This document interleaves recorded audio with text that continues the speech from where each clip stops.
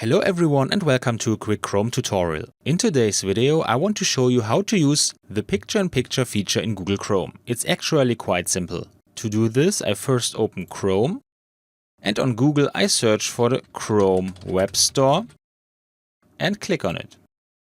Here in the store I now search for picture-in-picture. Google has its own extension for this and I can find it here. I click on it. And now I can add it to Chrome up here. I confirm the hint with Add Extension and now we have everything we need. Now I want to show you how this works on YouTube. We switch to YouTube and as you can see I prepared my own channel.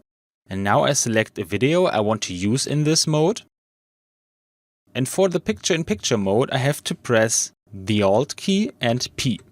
And now the video runs in an extra window. If I drag on the edge, I can resize the window.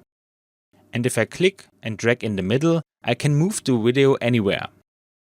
And it's not just limited to the Chrome area, I can also drag it up here or even to my second screen. If I don't want to do that anymore, I can use the back to tab to bring the video back to its normal window. And that's it for today. I hope you enjoyed the video and I will see you again in the next tutorial.